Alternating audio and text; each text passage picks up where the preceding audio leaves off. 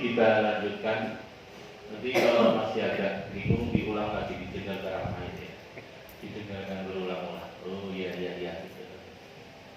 Karena campur nahwu tadi tadi. Ya. Campur nahwu juga umum ya. Makanya diulang-ulang rekamannya itu. Dengarkan lagi. Jangan sampai luput. Sudah tak sampaikan sebabnya, tidak ada siaran ulang.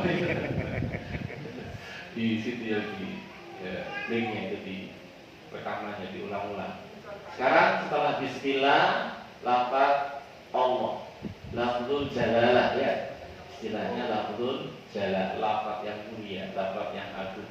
Allah. Kalau kita belajar isi makrifat ya, al-ismu minal dzuri ila ta'yinihi, isim ditinjau dari kejelasannya. Ada nakirah belum jelas, ada makrifat. Isim makrifat contohnya ada domir, ada isim mausul, ada alam ya. Ini termasuk isim makrifat. Ketahuilah masalah muslimin, a'raful ma'arif adalah lafzul jalalah. Paling makrifatnya, isi makrifat adalah lafzul jalalah. Ya, lafaz Allah itu paling makrifatnya, isi makrifat. Karena ketika seorang melafazkan lafzul jalalah ini, melafazkan Allah, itu semuanya satu arah. Pikiran kita ketika dengar orang ngomong Allah itu tertuju kepada satu zat, yaitu pencipta, pemilik, penguasa, pengatur alam semesta, nggak kemana-mana. Tapi kalau bilang gua, apa gua? Dia seorang laki-laki, itu sudah makrifat. Tapi yang mana? Kan gitu kan? Masih ada kesamaan. Bilang Muhammad alam, sudah makrifat. Tapi Muhammad kadang sama. Muhammad yang mana? Masih belum satu yang bersama satu, masih ada yang lainnya. Walaupun sudah makrifat. Tapi kalau orang mengatakan Allah, nggak kemana-mana pikir satu. Semuanya menuju kepada satu zat. Makanya dikatakan lafzul jalalah itu aqrabul ma'arif. Aqrabu sintabdil ya. Aqrabu paling makrifahnya, isi makrifat lafzul jalalah. Makanya penting belajar itu sebenarnya. Walaupun tidak selesai, cuma ngerti musana, jamak taksir, jamak mana salim, cuma ngerti makrifah nakirah, bahkan cuma ngerti fikih kholaqah yang ruku. Pasti tanya, itu ada faedahnya insyaallah. Ketika belajar seperti ini kadang membantu. Jadi kalau belas nggak ngerti itu, kadang dia agak sulit juga. Maka tak suruh ulang-ulang bertiga biar nggak luput ini faedah ya. Jadi Allahu itu dalam pembahasan nahwu a'raful ma'arif. Kalau nggak salah ini ucapan Sibawayh atau siapa gitu saya lupa, ahli nahwu ya, ketika ditanya dia dari sekian banyak isi makrifat itu yang sudah jelas, mana yang paling makrifat? Dia mengatakan apa? Lafzul jalalah Allah. Bahkan ada kisah khusus tentang ulama ini. Ya, ketika dia mati, ya, ada yang kemudian mimpi tentang dia, dikatakan dia mendapatkan kemuliaan, kedudukan mulia dari Allah. Apa? Gara-gara dia mengatakan Allah itu ya, lafaz yang paling makrifah. Itu Allah syukuri ucapan orang tadi sampai Allah beri kedudukan yang mulia. Dan itu kenyataan. Kalau saya bilang Muhammad, antum masih terpecah dengan Muhammad yang mana? Dan apalagi sih ada berapa Muhammad? Gitu. Kadang orang namanya Muhammad, itu sudah makrifat tuh. Domir sudah makrifat. Ya, isim isyarah sudah makrifat. Gitu. Isim mausul sudah makrifat pembahasannya. Tapi yang paling makrifat dari seluruh isim tersebut adalah lafzul jalalah Allah, begitu. Ya, sampai Abu Jahal aja ngerti kalau tentang Allah itu dia sudah ngerti. Ya, itu sudah yang paling agungnya, yang paling mulianya. Ya. Kemudian sekarang lafzul jalalah, lafaz ini Allah. Dari mana asal muasalnya? Nah, asal muasalnya lafaz Allah itu dari ilah. Ilahun. Ya, la ilaha illallah. Sudah kan belum berapa sini? Sudah ya? Sudah belum ini? Sudah pembahasan tauhid uluhiyah. Apa makna ilah? Ayo. Sudah lewat taklimnya. Apa makna la ilaha? Lafaz ilah. Apa makna lafaz ilah? Ya, coba tunjuk. Ya, kenapa jadi siapa? Orang merah ya saya kalah lah. Biar kau ketahuan. Satu gitu kan, betul.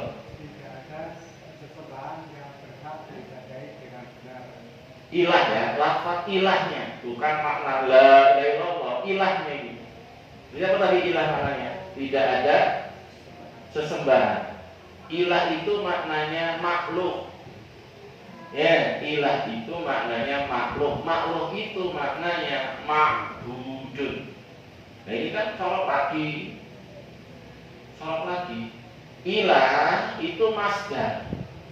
Seperti kitabun, kata Dayak tubuh, kabar katibun. Nah kabar kan itu masdarnya. Termasuk masdarnya kita kan juga masdar. Nah kitabar itu kayak ilah, ilahun, fi'alun wazannya kan, fi'alun, kitabun, ilahun, masdar bermakna isi maf'ul. Masdar bermakna isim maf'ul. Isim maf'ul itu objek yang di. Ya. Kalau katibun isim fa'il yang menulis. Kalau maktubun yang ditulis. Gitu. Kalau doribun yang memukul. Kalau madrubun yang dipukul. Dan gitu. Fatihun yang membuka. Maftuhun yang dibuka. Ilahun itu maknanya masdar bermakna isim maf'ul, makluhun. Seperti kitabun bermakna maktubun. Apa ini? Pokoknya intinya ilah itu maknanya makhluk. Makhluk kan yang diibadahi. Makanya tidak ada yang berhak diibadahi. Ilah maknanya makhluk yang diibadahi. Nah, dari kalimat ilah ini, ya, ilahun kemudian dikasih alif lam takrif itu tadi biar makrifat. Kalau kitabun kan masih nakirah, al kitabu jadi makrifat. Ingat, kolamun masih nakirah. Kalau al kolamu jadi makrifat. Ilahun yang diibadahi masih umum nakirah. Kalau ada alnya jadi al ilah khusus dia. Nah, dari al-ilah inilah kemudian terbentuk lafaz Allah. Al-ilah. I-nya hamzah. Al-ilah. Ini hamzahnya dibuang. Nanti ada dalam ilmu tasrifan itu iklal, idgal, idgham. Ada iklal, huruf-huruf ilah, ya.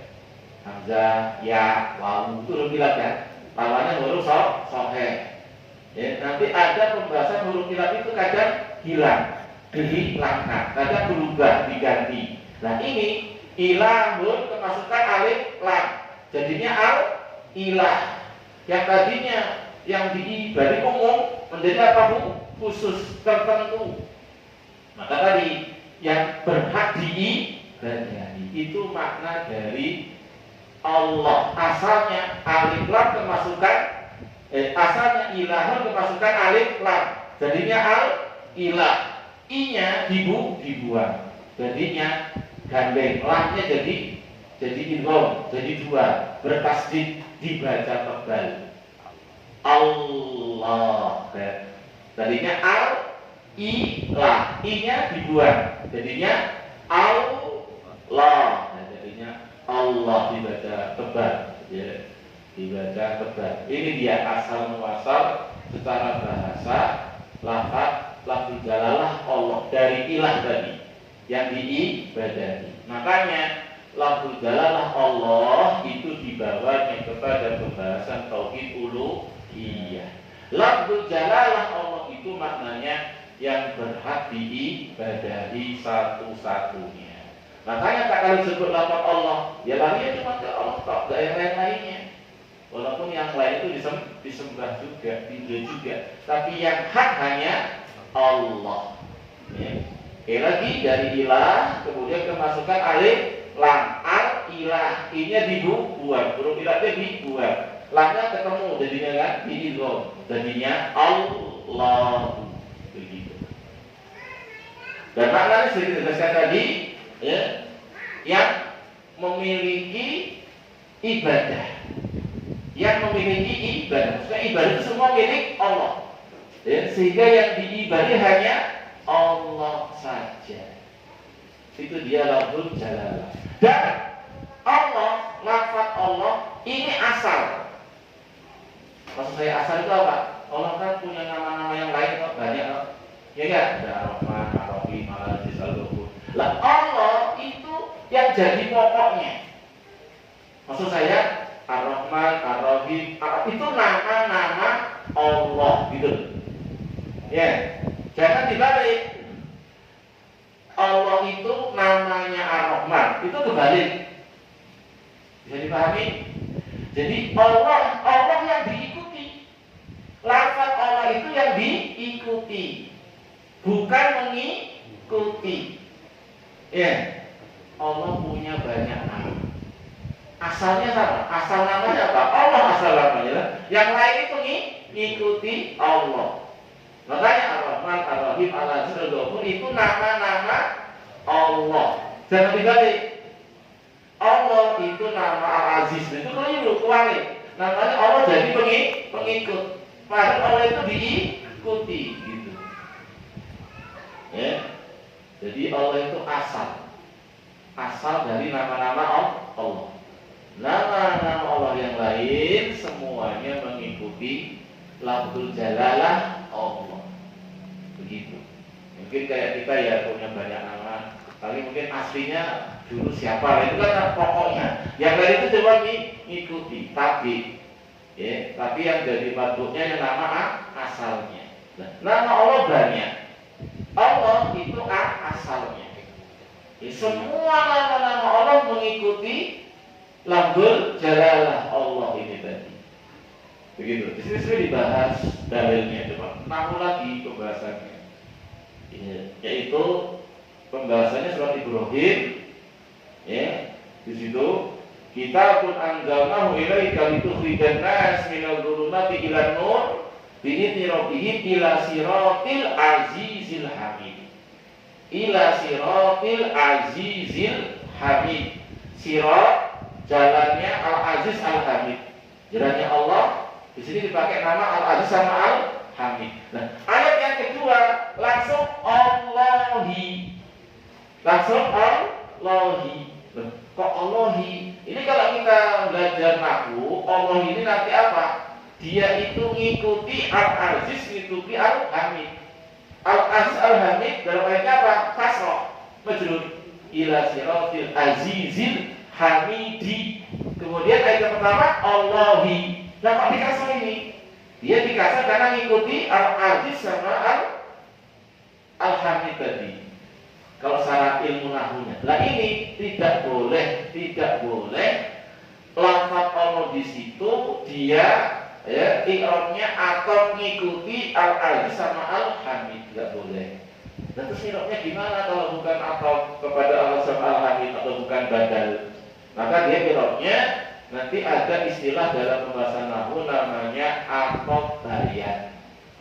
Atau bayan itu dia berdiri sendiri, tidak ngikuti. Sudah pernah istilah atau bayan? Nah, nanti ini tolong tak sampaikan aja deh, dengar lama sambil cari-cari ilmu nahwunya. Ya, jadi lafaz Allah di dalam surat Ibrahim ini ayat kedua itu dia majrur bukan sebagai atau ke Al-Aziz sama Al-Hamid atau sebagai badal kalau sama Al-Hamid. Karena kalau dikatakan atau badal itu nanti lafaz Allah yang ngikuti Al-Aziz dan Al-Hamid. Padahal tadi sudah kita bahas Allah itu asal, yang lainnya ngikuti Allah. Nah, dia tetap sebagai asal Allahi, maka cara pengirobnya dia atau bayan. Ya, gaya. Sehingga Allah itu berdiri sendiri, tidak mengikuti Al-Aziz, tidak mengikuti Al-Hamid, karena memang Lafzul Jalalah itu apa? Asal bagi nama-nama Allah. Semua nama-nama Allah mengikuti Lafzul Jalalah, begitu. Pokoknya intinya Allah itu yang jadi pokok. Ya, nama yang lainnya ikuti Allah, begitu. Nanti dari tadi ya tak sampaikan aja karena ini harus sampaikan. Lah nggak pahamnya itu 1, 2, 3 ulang-ulang. Ya, ada pembahasan atok, ada pembahasan badan, ada atok gaya. Baik. Kemudian berikutnya Ar-Rahman Ar-Rahim. Ya. Ba sudah, Ismullah sudah, ya. Nama Allah banyak. Di sini walaupun cuma sebut mufrad, ismun, cuma karena dia mudhof, ya, kepada Allah, maka mencakup seluruh nama-nama Allah. Kemudian Lafzul Jalal sudah kita jelaskan. Kemudian berikutnya Ar-Rahman sama Ar-Rahim. Ar-Rahman, Ar-Rahman dengan Ar-Rahim ini ada khilaf para ulama. Ada khilaf para ulama tentang Ar-Rahman sama Ar-Rahim. Apakah Ar-Rahman dengan Ar-Rahim itu sama? Maknanya sama, cuma beda lafaz kok. Beda lafaz tapi maknanya sama. Atau dia itu memang beda. Ya, atau memang dia itu berbeda karena sudah beda wazan. Ya, sudah beda wazan. Ya, ada Rahmanu sama Rahimu. Rahimu wazannya apa ini? Fa'ilun. Ya, fa'ilun. Kalau Rahmanu wazannya apa ini? Fa'lanu. Ya. Tapi asal katanya sama-sama Rahimah yarhamu rahmatan. Asal kata Rahman sama Rahim itu dari satu asal kata, yaitu dari tasrifat Rahimah yarhamu rahmatan. Dari kalimat rahmatan ini muncullah nanti Rahman sama Rahim. Nah, dari sisi karena dia berasal dari satu kata Rahimah yarhamu rahmatan, muncul nanti Rahmanu sama Rahim. Ya, maka dari sinilah sebagian mengatakan dia sama saja maknanya. Makna Ar-Rahman sama dengan makna Ar-Rahim. Makna Ar-Rahman ya Ar-Rahim, makna Ar-Rahim ya Ar-Rahman, begitu. Ini satu pendapat. Apa alasannya? Karena berasal dari kata yang sama. Rahimah yarhamu rahmatan. Ya, Rahimah fi'il madhi telah merahmati, yarhamu sedang rahmati, rahmatan sifat Allah, masdar rahmat. Nah, dari kata ini Rahimah yarhamu rahmatan muncul kalimat Rahman sama Rahim. Coba terjemahan Indonesia apa? Pengasih, penyayang. Sama apa beda itu? Yang maha pengasih lagi maha penyayang. Beda apa sama pengasih sama penyayang itu? Kalau ini sama, berarti dia penganut pendapat yang mengatakan sama. Pengasih, penyayang. Pengasih harus dikasihi, penyayang harus disayangi. Berarti sama-sama mutaaddi ya, nggak lazim ya. Sama-sama ada objeknya. Ya, ini satu pendapat. Ya, jadi satu pendapat mengatakan bahwasanya Ar-Rahman, Ar-Rahim maknanya sama. Pendapat yang kedua, Ar-Rahman dengan Ar-Rahim itu maknanya sudah berbeda, walaupun berasal dari kata yang sama. Ya, sama-sama dari kata Rahimah yarhamu rahmatan, sama-sama dari kalimat rahmat, tapi apa? Sudah beda makna, ada perbedaan antara Ar-Rahman dengan Ar-Rahim. Jadi kesimpulan yang pertama, antara Ar-Rahman itu ada di khilaf. Ada yang mengatakan sama, makna Ar-Rahman itu sama saja. Ada yang mengatakan berbeda. Yang mengatakan sama saja apa alasannya? Karena asal kalimatnya sama, dari Rahimah yarhamu rahmatan. Maka Ar-Rahman maknanya Ar-Rahim, Ar-Rahim juga maknanya Ar-Rahman. Ini satu pendapat. Pendapat yang kedua beda. Ar-Rahman, Ar-Rahim, walaupun dari kalimat yang sama, itu maknanya berbeda. Sekarang saya tanya, kalau ada yang mengatakan dua makna ini sama, dengan ada yang mengatakan dua makna ini berbeda, mana di situ yang ada tambahan ilmu? Yang katakan sama atau yang katakan beda? Yang katakan berbeda. Masya Allah, ngambung berarti ini. Ada dua orang berselisih. Dua lafaz ini artinya sama. Ada yang mengatakan yang satunya enggak, ini artinya beda. Yang mengatakan sama dengan yang mengatakan beda, mana yang di situ ada tambahan ilmu, yang katakan berbeda. Nah, ketika ada perselisihan, yang satu itu membawa kepada sama saja maknanya, berarti kan tidak ada tambahan ilmu dong. Ar-Rahman ya Ar-Rahim, Ar-Rahim ya Ar-Rahman. Tapi ada katakan beda, maka yang diambil pendapatnya yang ada makna tambahan ilmu. Berarti ini lebih detail dia ilmunya, ya enggak? Berarti dia lebih terperinci. Nah, inilah pendapat yang rojih dari khilaf ini. Apakah Ar-Rahman Ar-Rahim itu sama ataukah berbeda? Sudah saya sebutkan tadi ya, ada yang mengatakan sama alasannya, ada yang mengatakan berbeda. Yang rojih berbeda. Kenapa? Karena dalam perbedaan itu ada tambahan ilmu, berarti ada rincian. Makanya ada kaidah, ya, ada kaidah dalam masalah merojihkan satu pendapat. Taksisul makna muqaddamun ala takkid. Ya. Ketika ada khilaf tadi, yang satu mengatakan beda, ada makna yang baru. Yang satu katakan sama saja, maka yang mengatakan ada makna yang baru, yang di sini ada tambahan ilmu itu didahulukan. Pendapat yang dikuatkan didahulukan. Sekarang tinggal pembahasannya apa bedanya kan gitu ya. Urutannya kan begitu sekarang. Sekarang apa bedanya? Kalau yang bilang sama, udah selesai urusannya. Maknanya sama aja kok. Sekarang kita yang mengatakan itu berbeda. Apa perbedaan Ar-Rahman dengan Ar-Rahim? Ternyata ini pun berselisih lagi ulama itu. Berselisih lagi. Dia mengatakan bedanya demikian. Dan mengatakan bukan itu, bedanya demikian. Kalau itu kan dibantah gini-gini, gitu. Masih ada beda lagi. Jadi yang merojihkan Ar-Rahman dengan Allah itu beda maknanya pun berselisih lagi. Ada yang mengatakan bedanya kalau Ar-Rahman itu rahmat yang luas, semuanya mencakup yang kafir juga Allah kasih. Itu Ar-Rahman. Sekarang orang kafir Allah kasih enggak? Allah kasih juga ya. Kasih makan, kasih minum, kasih rumah, kasih istri juga, kasih anak, bahkan kodok-kodok lebih banyak daripada yang beriman. Nah itu rahmat yang luas rahmatnya. Kalau rahim itu rahmat yang khusus, yang hanya untuk orang yang beriman saja. Lah itu rahim.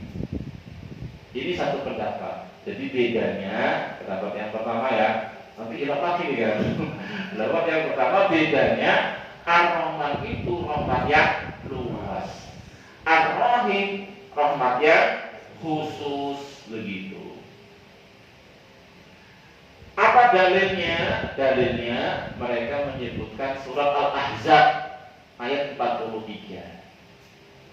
Di situ Allah mengatakan huwallazi yusolli alaikum wa malaikatuhu liyukhrijakum minal dhulumati ilan nur wa kana bil mu'minina rahima. Dialah Allah yang telah bersolawat kepada kalian. Maksudnya Allah bersolawat kepada kalian adalah Allah memuji menyanjung kalian di hadapan malaikat-malaikatnya. Wa malaikatuhu, demikian pula malaikatnya bersolawat kepada kalian. Maksudnya malaikat bersolawat adalah mendoakan kebaikan kepada kita. Liyukhrijakum minadh dhulumati ilan nur. Dialah Allah yang telah mengeluarkan kalian dari kegelapan menuju cahaya. Lihat akhir ayatnya. Di akhir ayat Allah mengatakan wa kana bil mu'minina rahima. Allah mengatakan dan adalah Allah bil mu'minin, terhadap orang yang beriman rahima, bukan rohmana, tapi rohima. Berarti rohim itu khusus bil mu'minin. Kalau rahman, mukmin, kafir, musyrik, ahli tauhid, ahli sunnah, ahli bid'ah, maksiat, taat, semua Allah kasih, luas rahmatnya, itu rahman. Kalau rahim, rahmatnya khusus yang untuk orang yang beriman. Ini satu pendapat, tapi dibantah sama yang lainnya. Apa bantahannya? Bantahannya pakai ayat Quran juga. Surat Al-Baqarah ayat 143. Surat Al-Baqarah 143 itu di sana ada lafaz innallaha binnasi laraufur rahim. Innallaha binnasi laraufur rahim. Sesungguhnya Allah itu binnas, terhadap manusia. Umum ini ya, bukan bil mukminin loh. Binnas adalah Allah itu terhadap manusia laraufur rahim. Loh, disebut rahim ini. Tapi siapa yang jadi objeknya? Manusia. Berarti ketika disebutkan bil mukminin rahimah itu bukan pengkhususan. Karena di sini apa? Disebutkan dengan manusia pun Allah rahim. Berarti bukan itu perbedaan Ar-Rahman dengan Ar-Rahim. Terus apa bedanya? Besok lagi bilang ya. Itu bajakan. Dan ini yang rojeh nanti yang terakhir, yang rojeh. Karena yang ini masih bisa dibantah dengan surat Al-Baqarah ayat 143. Di situ ada lafaz innallaha binnas. Sebenarnya Allah kepada manusia umum di situ. La raufur rahim. Nah, ada rahim lagi di sini. Padahal binnas. Berarti ayat sebelumnya wa kana bil rahimah bukan pengkhususan. Karena yang lainnya disebutkan juga Allah rahim sama manusia. Berarti pendapat ini lemah.